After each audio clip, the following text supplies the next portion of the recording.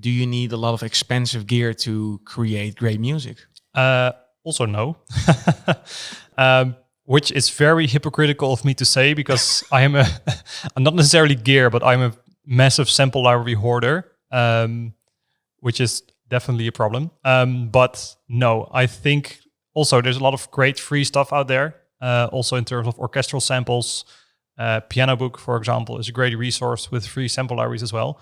But it's in the end, I know Hans Zimmer once said you can write a score with a cardboard box and a rubber band. I think that is in a sense true, but it's also like maybe an exaggeration. You need some gear, but it's about how you use it. And there's always like this famous saying everywhere that limitations force you to think creatively. Agree. Which is you have to work with the stuff you have. So also then you better know what stuff you have so you can use it to the best of your abilities.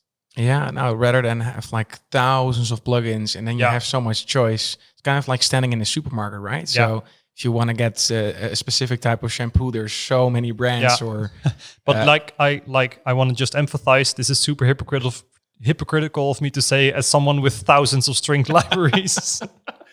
But then again, like you are also saying it's not needed, because I find it very inspirational for new composers to dive in, and then you hear the stories like, I was 2 years old and I started to play the violin, so I made it happen. It's like, okay, but I don't have that time anymore. I didn't start when I was 2, or I had already these many plugins, or I had access to these studios. That feels like very unmotivating. It's like, oh, okay, but I don't have that, so that I don't have a chance. And I believe that we should kind of support everybody and say like, hey, if you do have access to a laptop, even a phone or an iPad, you could make music. And of course, to a certain extent. So can you get a full orchestra out of it? It gets better. The software is getting really, really good. Also, the price on kind of creating something like that, you can go pretty far. But eventually, then step by step, over the years, you accumulate like all this extra information and experience and plugins and hardware. And then, of course, if you compare that to somebody's start, that can be pretty tough. Yeah. It's like, oh, but I don't have that.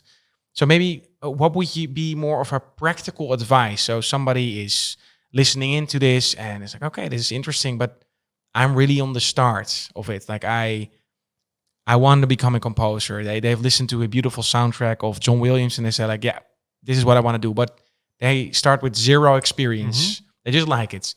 Where do they start practically? Do it every day, and doesn't matter for how long. Just every day, a little bit of work, no matter where or how you can spend the time. And it doesn't even matter what you do as long as it's focused on this goal that you have. Because it's also, I still have this as well. Like sometimes it seems very far away of where you want to be. And it's like, the things I'm doing right now don't matter. But it's the impact of the small things you do every day that in the end build up to going where you want to go. And there was a second thing I just thought about, which I forgot. Yes, besides composing every day and starting with all those free tools that are available, I think analysis of the things that you love and why you love them is a great way to learn more about the craft. I love Two Steps from Hell. I think, especially Thomas Bergerson, the orchestral sound that they create, which is a blend of all genres into this huge orchestral complex sound as well.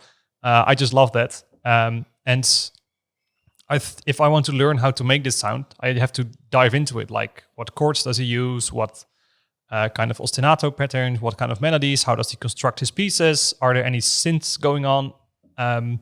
So just dive into the thing that you love. And also because you love it, it's very motivating to analyze it, because it's not like, oh, I have to, my teacher said I have to analyze Bach for 3 hours. I hated to analyze Bach.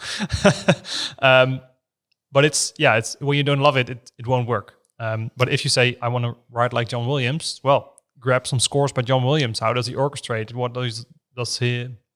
How does he construct his melodies? And work from there. Hey, thanks for watching the video. If you like it, make sure to check our other suggestions. Also, if you want to support us, make sure to hit the logo and subscribe.